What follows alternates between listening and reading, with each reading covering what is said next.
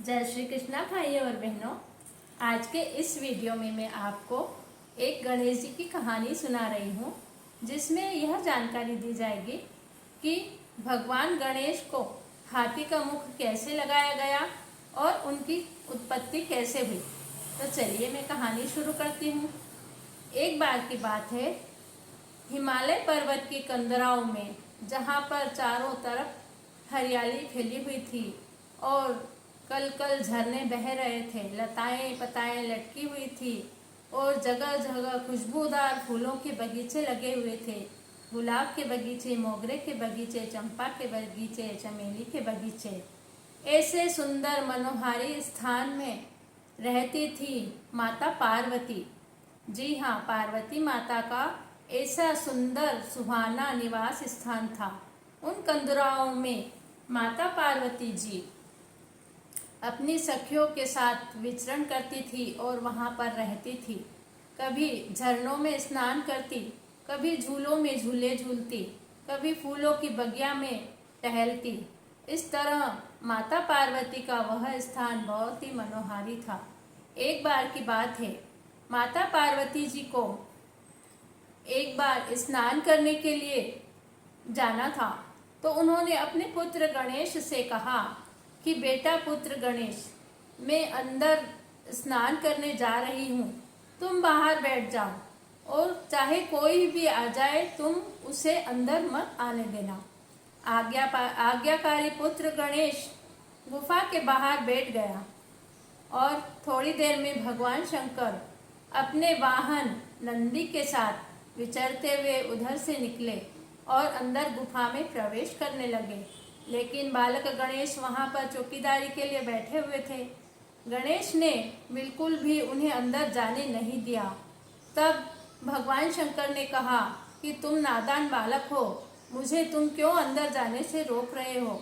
लेकिन गणेश ने कहा कि नहीं नहीं, मेरी माता जी ने आज्ञा दी है कि चाहे कोई भी हो, किसी को भी अंदर मत आने देना। तब भगवान शंकर को बहुत क्रोध आया और उन्होंने उस बालक के साथ युद्ध करना प्रारंभ कर दिया।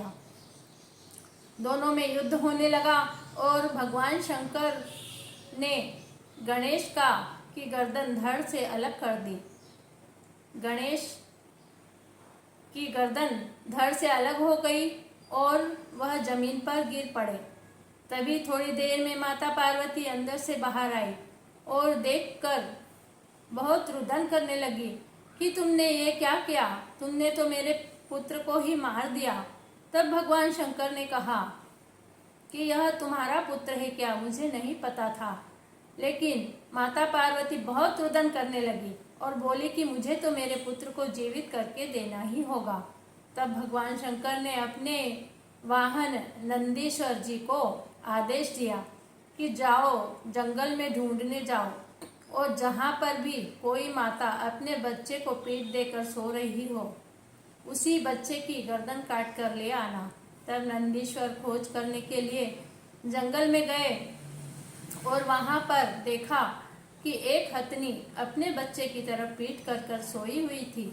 नंदीश्वर ने उसी हाथी के बच्चे की गर्दन को काट कर ले आए और लाकर भगवान गणेश की धड़ पर जोड़ दिया। भगवान शंकर ने गणेश जी को जिंदा कर दिया। तब माता पार्वती ने कहा कि अरे, यह तो हाथी की गर्दन लगा दी है, मेरे बालक की सभी लोग हंसी उड़ाएंगे, इसी कोई भी साथ में नहीं रखेगा। तब भगवान शंकर ने कहा कि नहीं नहीं, यह हमारा पुत्र गणेश पूरे संसार में नाम कमाएगा और यह सबसे शक्तिशाली होगा। जो भी कोई इन्हें ध्याए बिगर अगर पूजा पाठ में इन्हें सबसे पहले नहीं ध्याएंगे तो किसी के भी काम पूर्ण नहीं होंगे। सबसे पहले पूजा में भगवान गणेश की पूजा आराधना की जाएगी, उसके बाद ही सभी देवताओं की पूजा की जाएगी। इस तरह भगवान शंकर ने गणेश जी को जिंदा कर दिया और सर्वप्रथम पूजनीय बना दिया। इस तरह भगवान गणेश का जन्म हुआ और उसी दिन से गणेश चतुर्थी का यह पर्व मनाया जाने लगा। प्रथम पूज्य गणेश जी को ही पूजा कीजिए और उनकी आराधना कीजिए। भगवान गणेश सबकी मनोकामनाएं पूर्ण करते हैं। बोलिए गजानंद भगवान की जय।